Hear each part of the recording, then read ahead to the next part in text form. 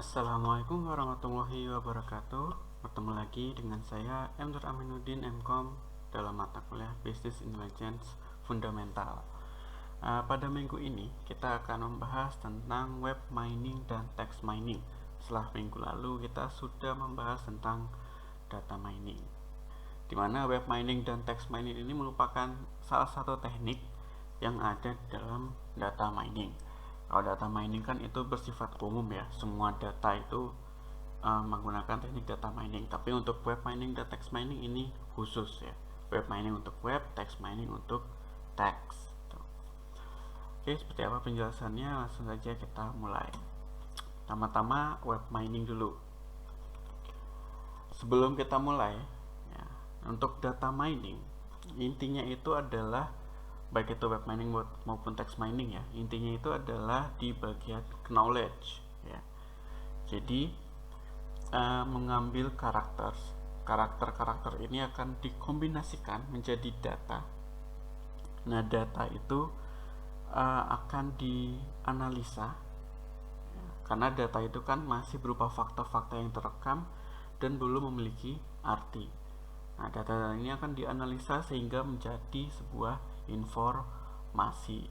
Nah, informasi ini kemudian ada banyak kan biasanya dipahami, terus dibuat kelas-kelasnya. Ini data informasi apa, ini informasi apa gitu. Sehingga menjadi sebuah pengetahuan, knowledge. Ya, di data mining sudah saya jelaskan ya perbedaan data, information dan knowledge, sehingga setelah mendapatkan knowledge atau pengetahuan lebih mudah untuk membuat sebuah kebijakan atau peraturan seperti itu. Nah, jadi ini dulu yang perlu dipahami ketika kita ngomong tentang data mining atau text mining atau web mining. Oke, jadi apa sih web mining itu? Jadi web mining itu merupakan salah satu teknik dari data mining. Nah, jadi si web mining ini dapat menemukan dan mengekstrak informasi dari dokumen web dan service-service web. Ya, biasanya kan ada API yang bisa kita gunakan. Nah, itu juga bisa diekstrak menggunakan web mining. Ya, isi dalam server web juga bisa diekstrak menggunakan web mining, selama semua data-data itu bersifat publik, bisa diakses lewat internet. Nah, itu bisa diambil menggunakan web mining ya. Istilah lainnya mungkin disebut juga dengan scraping ya, atau mengambil data-data web. Oke, jadi si web mining ini dapat mengambil data berupa aktivitas browser, log server, sitemap ya, isi kumpulan link-link dari sebuah web atau berbagai macam web, terus konten webnya itu sendiri, dan juga berbagai sumber data lain yang bisa diakses melalui web. Nah, konten web ini itu dia bisa berupa image, gambar, video. Nah, jadi dia strukturnya biasanya udah jadi HTML. Nah, isi dari HTML itu dia akan diambil, dianalisa, dipecah satu-satu. Ini konten apa, ini konten apa, ini konten apa. Ini menu navigasi, ini konten intinya, ini footernya, dan lain-lain. Nah, itu biasanya sama web mining udah pecah-pecahin. Ada proses tersendirinya. Oke, jadi tujuan utama dari web mining ini adalah untuk menemukan informasi yang berguna dari World Wide Web atau WWW. Nah, ini adalah kumpulan dari web internet ya, www ini. Nah, jadi sekali lagi tujuan utamanya adalah untuk menemukan informasi yang berguna dari WWW, semua internet atau semua web, serta menemukan polanya untuk mendapatkan pengetahuan atau knowledge dari informasi tersebut ya. Jadi datanya dulu ditemukan, diambil, diekstrak, terus kemudian ditemukan informasi yang berguna dari data tersebut. Nah, kemudian informasi-informasi tersebut dipahami, baru jadilah sebuah pengetahuan. Oke, menurut Well dan Royakers, ini tahun 2004, World Wide Web itu bisa dibilang adalah database yang paling besar yang ada di dunia. Ya, jadi isinya data semua itu di internet. Ya, jadi www ini memiliki data yang sangat besar dan terus berkembang, bertambah sampai sekarang ya. Nah, apalagi ada user generated content kayak Facebook, Instagram, Twitter, Pinterest dan lain-lain. Nah, jadi kan pengguna yang mengupdate atau menambahkan data di internet. Jadi bukan cuma admin khusus gitu ya, tapi semua orang atau pengguna. Sehingga data-data di internet, di website itu akan semakin banyak, akan semakin berkembang. Sehingga karena datanya yang banyak sekali ini bisa menjadi surga bagi para peneliti data mining atau data scientist gitu ya, yang mainan sama data. Jadi bagi mereka semakin banyak data itu semakin enak, semakin bagus, semakin banyak yang dimainkan, semakin banyak yang diolah. Oke, jadi web mining ini ada 3 jenis. Yang pertama ada web content mining, kemudian ada web structure mining, dan terakhir ada web usage mining. Web content mining, jadi si web content mining ini mengekstrak informasi dari konten dokumen atau halaman web. Jadi cuma mengekstrak dari bagian kontennya saja.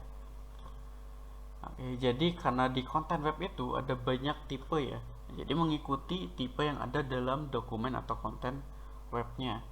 Jadi ada teks, ada gambar, ada audio, video, ada file PDF mungkin, dan data-data lain yang bisa diakses lewat web. Itu bisa diolah semua, bisa diekstrak semua informasinya menggunakan web content mining. Contoh penggunaan web content mining ini bisa kayak spam filter ya. Jadi kan dicek kontennya isinya apa, emailnya tuh. Nah, itu bisa ketahui mana email yang spam, mana yang bukan. Seperti itu. Terus kemudian ada pengkategorian dokumen web. Nah, jadi bisa diambil semua data-data web konten kayak robotnya Google gitu ya. Kemudian bisa dikategorikan, mana kategori, misalkan kategori apa ya, bunga bank. Misal kemarin kan saya kasih contoh bunga ya, kategori bunga bank, kategori bunga citra lestari, kategori bunga tanaman gitu. Nah, jadi bisa dikategorikan berdasarkan konten web. Kemudian juga ada yang namanya analisis sentimen. Biasanya digunakan untuk mengambil konten dari sosial media, biasanya Twitter ya, yang gampang untuk diambil kontennya, kemudian dianalisa. Misal kita pengen cari tahu Presiden Jokowi itu banyak yang sentimen positif atau sentimen negatif, banyak yang berpendapat positif atau yang banyak yang berpendapat negatif. Nah, itu bisa dicari tahu lewat analisis sentimen ya, dari pendapat-pendapat orang di sosial media. Biasanya ini banyak yang hina Pak Jokowi, berarti Pak Jokowi banyak sentimen negatifnya. Banyak yang muji, berarti banyak sentimen positifnya. Itu semua bisa dicapai lewat web content mining gitu ya. Kemudian ada web structure mining, mengekstrak informasi yang didapatkan dari struktur informasi pada web. Jadi cuma ngambil strukturnya saja. Jadi struktur informasi web ini didapatkan dari hyperlink yang menghubungkan halaman web satu dengan web lainnya, atau web satu dengan web lainnya. Jadi bukan cuma halaman web itu sendiri, tapi misal web Facebook dengan web Instagram gitu. Misal ada hyperlinknya atau koneksi hubungannya. Nah, itu bisa dicari tahu lewat web structure mining. Jadi dia menyediakan informasi tentang hubungan antara halaman web dan mendapatkan pengetahuan halaman mana yang paling banyak dirujuk. Jadi contoh kegunaannya itu untuk Google PageRank ya, biasanya kita menyediakan backlink gitu ya. Nah, jadi kita link artikel kita ke artikel kita yang lain, terus kita ngelinkin artikel kita ke artikel web yang ada yang artikel web lain, sehingga per link itu dianggap sebuah voting oleh Google ya, sederhananya seperti itu. Jadi semakin banyak link yang masuk ke web kita misalkan, berarti voting kita makin banyak, ranking kita makin tinggi ya. Kalau dulu Google PageRank itu kayak gitu, kalau sekarang mungkin udah berbeda ya, udah lebih rumit lagi algoritmanya. Nah begitu juga dengan Alexa Rank. Atau kita juga bisa mencari tahu web yang sama ya, atau yang similar kalau bahasa Inggrisnya, similar site. Jadi web yang sama ya, tujuannya mungkin kita untuk mencari kompetitor ya. Jadi mungkin dari struktur webnya kan sama nih, misalkan kalau toko online ada keranjang belanja, ada loginnya, ada kategori produk, pencarian gitu-gitu ya, strukturnya kan seperti itu. Nah dari strukturnya seperti itu kita bisa cari tahu nih kompetitor kita atau web yang sama lainnya itu kayak gimana atau apa aja gitu. Nah itu bisa dicari tahu lewat web structure mining. Ada berapa banyak sih kompetitor kita, webnya apa aja, mereka bisa dicari tahu ya. Kemudian ada web usage mining. Jadi dia mengekstrak informasi dari penggunaan website, penggunaannya ya. Informasi yang didapatkan berupa pola penggunaan website yang menarik dan berguna. Dari pola tersebut didapatkanlah pengetahuan mengenai kebiasaan dan kebutuhan pengguna web ya. Nah ini yang paling sering dipakai atau dibuat ya untuk fitur-fiturnya ya. Jadi biasanya informasi diambil dari log server atau log webnya, sehingga disebut juga log mining. Itu kalau ada lognya, kalau nggak ada ya biasanya diambil dari historinya ya. Tapi paling penting ini ada log. Nah, kalau nggak ada lognya, kemungkinan akan lebih sulit untuk menggunakan web usage mining ya. Jadi di log itu akan dicatat user A klik produk A, user B klik produk A, user C klik produk A gitu ya. Jadi bisa diketahui produk yang paling populer gitu, atau produk yang paling favorit atau produk yang bisa direkomendasikan untuk orang lain ya. Misalkan contoh lainnya, user A ini membeli produk A, user B itu juga membeli produk A, user C juga membeli produk A. Nah ada yang user D belum beli apa-apa. Kalau sistem yang pintar itu dia akan merekomendasikan ini loh produk A yang sering dibeli, yang lagi hot gitu, hot item yang paling sering dibeli gitu ya. Itu contohnya usage. Nah biasanya dicatat lewat log. Makanya penting kalau kalian buat web itu ada lognya, pencatatan lognya ya. Tapi biasanya ini secara otomatis udah ada. Kalau kalian di cPanel itu udah ada lognya sendiri. Di Apache itu ada Apache lognya, jadi udah otomatis biasanya. Oke, contoh penggunaan web usage mining ini di Amazon.com itu ada recommendation sistemnya, terus ada Google Analytics, terus rekomendasi iklan Facebook. Nah, itu semua menggunakan web usage mining. Bagi Google Analytics ya, kan si user A buka halaman ini, user B buka halaman ini, user A klik ini, user B klik itu semua kecatat di Google Analytics. Jadi yang paling banyak make sepertinya ini Google Analytics ya, karena emang tujuan dari webnya seperti itu, untuk menganalisis penggunaan dari website. Nah ini sangat penting juga untuk pebisnis gitu ya. Jadi kira-kira produk mereka jalan atau enggak, atau produk mereka banyak yang make atau enggak. Produk mereka banyak, kalau banyak yang beli kan bisa dilihat dari data transaksi biasanya kan kalau di toko online atau marketplace gitu. tapi produk kita ini banyak dilihat orang apa enggak, produk kita ini masuk rekomendasi apa enggak.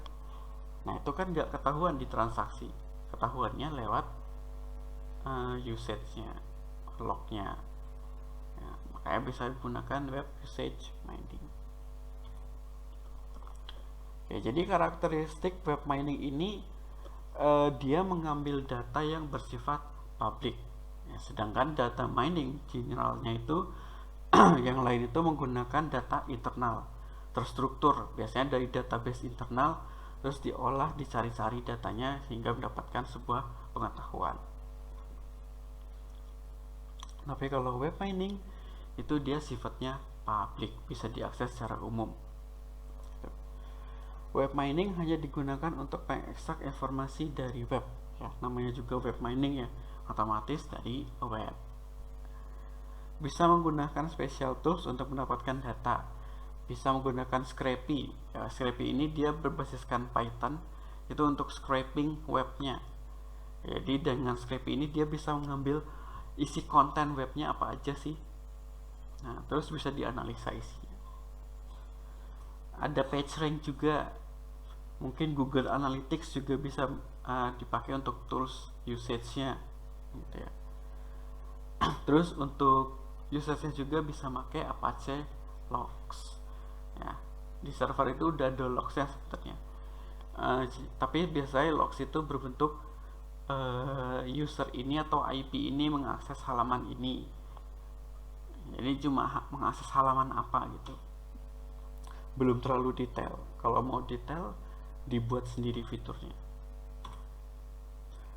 Ya, selanjutnya text mining. Itu tadi udah web mining, sekarang lanjut ke text mining. Apa itu text mining? Jadi text mining itu bisa disebut juga text data mining atau text analytics. Ya.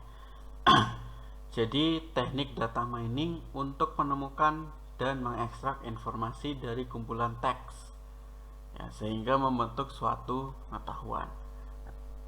Jadi kalau web mining tadi dia dari web dokumen, bisa struktur, bisa kontennya, bisa penggunaannya. Nah, tapi kalau text mining ini khusus di bagian teksnya. Nah, bisa di teks konten websitenya, bisa di buku, bisa email, review, komentar, artikel, dan lain-lain. Ada banyak. Intinya yang berupa sebuah teks, ya, bukan gambar, bukan video, bukan audio, bukan file lainnya. Intinya ada teksnya, ya, itu text mining untuk mengekstrak informasi dari kumpulan teks. Kalau digambarkan proses text mining itu seperti ini, ya, mungkin hampir sama dengan proses data mining pada umumnya ya. Kalau text mining itu awalnya dari collect data dulu, ngambil data dari dokumen, web page, terus user comment, review, buku, email, dan lain-lain, banyak ya. Jadi ngambil data dari semua itu, yang tentu saja bersifat public, ya, bisa diakses secara umum. Kemudian text parsing, ya, ini diolah lagi teksnya, diambil kata per katanya, terus dicari sinonimnya, sehingga si teks tadi yang bentuknya nggak beraturan, misalkan bahasanya bisa jadi alay dan lain-lain gitu. Nah itu bisa lebih dipahami gitu ya.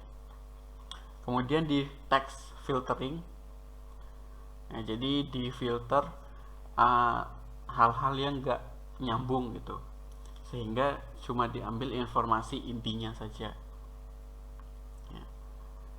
Jadi mungkin kalau ada apa ya namanya bla bla bla bla bla bla bla bla bla bla bla bla bla bla bla bla bla bla, nah nya itu bisa dihilangkan di filter gitu ya. Jadi yang nggak mengandung makna atau arti itu bisa difilter. Nah kemudian di transformation, ya, terus di transformation ini dihitung penggunaan kata ini berapa kali, penggunaan kata ini di dokumen ini berapa kali, di dokumen sana berapa kali. Nah, jadi bisa dicari kata-kata yang penting, Nah, sehingga itu menjadi keywordnya apa. Nah, mungkin itu kunci atau gagasan utama dari si kalimat ini atau kata-kata ini. Itu di transformation. Baru di text mining itu disimpulkan ada topik extraction-nya, clustering, analisisnya, prediksi, rules-nya gitu. Nah, setelah didapatkan hasilnya lewat text mining, kemarin kan di data mining udah tak jelaskan ya, kayaknya udah saya jelaskan ya outputnya, contoh-contoh outputnya kayak gimana. Itu hampir sama lah kayak gitu outputnya itu kemudian di feedback.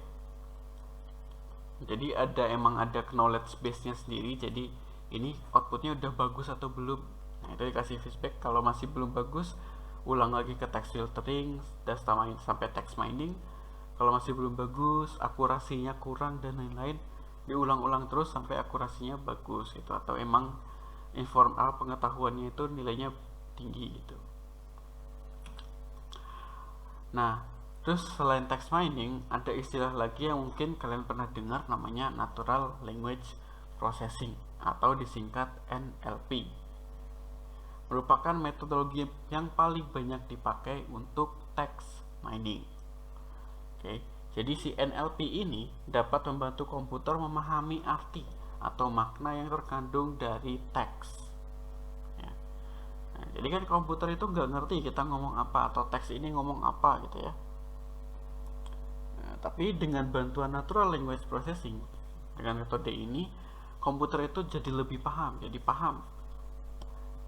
arti dari perkataan si user atau pengguna atau data-data yang diambil di mining gitu ya.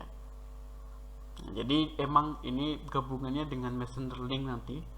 Nah, jadi ada namanya machine learning untuk membuat komputer itu belajar. Jadi ada banyak contoh data, contoh model gitu. Terus itu semua dimasukkan dalam komputer dan di training namanya. Ada trainingnya. Ya sama kayak kita ngajarin bayi lah ya. Bayi itu kan masih belum ngerti apa-apa. Terus kita masukin aja kata-kata semuanya.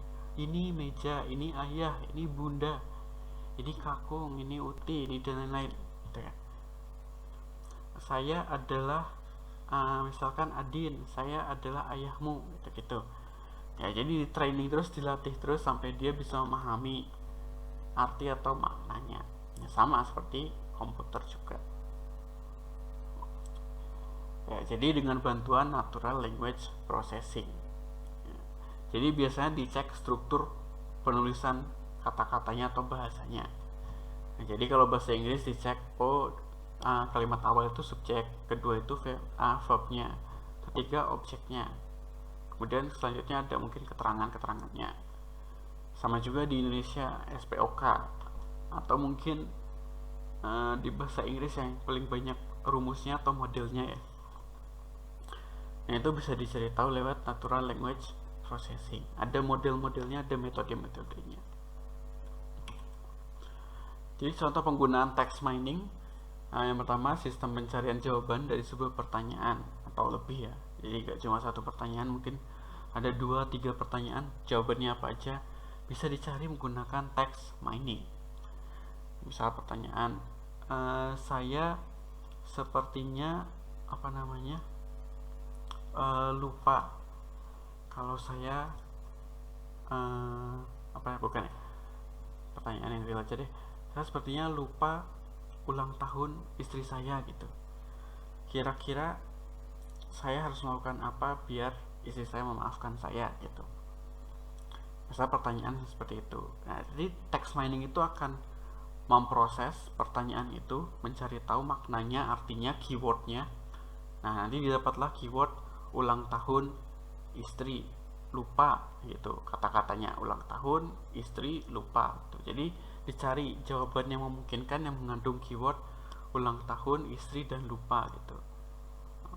Nanti dapat jawabannya, kalau lupa ulang tahun istri, lakukan step-step berikut ini, mungkin beliin bunga, beliin coklat gitu, minta maaf dan seterusnya gitu ya. Nah, jadi dengan text mining bisa kita buat sistem seperti itu ya, pintar jadinya. analisis sentimen. Nah, ini tadi udah saya jelaskan ya, untuk mencek sentimennya positif atau negatif. Nah, buat memproses kata-katanya itu. Jadi kan di sosial media itu orangnya ngomongnya kan beda-beda nih. Jadi ada yang kelihatan muji tapi ternyata itu niatnya negatif itu. Ada yang negatif ngomong kasar gitu tapi ternyata itu muji gitu. Anjing, bagus bener gitu kan. Nah, itu kalau cuma diambil kata pertamanya anjing itu kan negatif, tapi ternyata ada kata belakangnya bagus bener gitu, berarti positif itu kan maksudnya. Nah, itu bisa diproses menggunakan text mining, nanti ditransformasi. Mungkin anjing itu udah nggak bermakna di sini, dihapus gitu, jadi yang diambil cuma bagus benernya doang ya, kayak gitu lah. Jadi diproses sehingga nanti bisa diketahui positif atau negatif atau mungkin netral gitu ya. Kemudian membuat diagnosa penyakit dari data gejala atau keluhan dari pasien. Jadi kalau kita buat sistem di rumah sakit informasi gitu kan, atau mungkin sistem pakar, kita buat database dulu gejalanya apa aja, bisa dipilih gitu ya. Jadi nggak bebas biasanya. Jadi udah ada pilihan-pilihan sebelumnya, tinggal dipilih A, B, C, D. Akhirnya muncul diagnosanya penyakit C gitu. Tapi kalau text mining bebas keluhannya apa aja. Dok, saya gini, saya kok sakit gigi terus ya, kemudian saya sakit kepala, kemudian kok kalau jalan saya pincang gitu-gitulah. Bebas aja dia mau ngomong apa aja. Tapi dengan text mining akan diproses, diekstrak. Yang penting itu kata-kata apa aja kunci kuncinya, sehingga nanti didapatkan diagnosa penyakit yang tepat gitu ya. Kemudian mengklasifikasi email sebagai spam ya. Jadi dia ngambil konten web ya, yaitu email. Terus nanti dia bisa mengklasifikasi spam, marketing, atau mungkin personal. Nah, ini kan di web, di Gmail itu kan ada tab-tabnya ya, mana forum, sosial, personal, marketing, spam gitu. Nah, itu bisa diklasifikasikan seperti itu menggunakan text mining. Jadi emang udah ada contoh datanya. Nih kalau kata-katanya seperti ini, itu dia masuknya ke spam. Kalau kata-katanya seperti ini, dia masuknya ke marketing. Kata-katanya seperti ini, dia personal. Kata-katanya seperti ini, dia forum gitu ya. Atau mungkin webnya sumbernya dari sini forum. Nah, itu di text mining. Dan masih banyak lagi contoh penggunaan text mining ya. Untuk tantangan untuk text mining ataupun web mining, yang pertama, bagaimana caranya memahami data yang tidak terstruktur ya. Jadi kalau terstruktur itu pakai database ya kan, terstruktur tuh udah terencana database, ada kolom apa aja, jadi tinggal pakai query SQL, enak ngambil datanya. Tapi kalau text mining atau web mining itu datanya tidak terstruktur, seperti yang saya bilang tadi ya. Orang di sosial media ngomongnya sesuka hati mereka aja, nggak mandang SPOK, nggak mandang mana subjek, predikat, objek, keterangan gitu. Jadi cuma keterangan gitu doang, kata-katanya ya nggak masalah juga, nggak ada yang larang, nggak ada yang gimana gitu. Nah, tugas dari si text mining atau web mining itu gimana memahami data-data yang seperti itu yang nggak terstruktur, beda-beda gitu ya. Kemudian sifat data yang bermacam-macam tidak mudah untuk diambil dan diseragamkan. Jadi sama kayak tadi ya, data yang tidak terstruktur bermacam-macam jadinya, jadi nggak mudah untuk diambil kemudian ditransformasi sehingga seragam gitu, sehingga bisa dianalisis dengan mudah, susah. Untuk text mining ataupun web content mining ya, karena kan web content mining itu otomatis menggunakan text mining ya. Tantangannya adalah memahami bahasa yang digunakan oleh pengguna, makanya nanti menggunakan metode natural language processing seperti itu. Oke, terima kasih. Itu saja untuk materi minggu ini mengenai web mining dan text mining. Mohon maaf jika saya ada salah-salah kata. Terima kasih sudah menonton video ini dari awal sampai akhir. Jika ada yang ingin ditanyakan, silakan ditanyakan lewat WA ya. Sekali lagi terima kasih, saya tutup. Wassalamualaikum warahmatullahi wabarakatuh.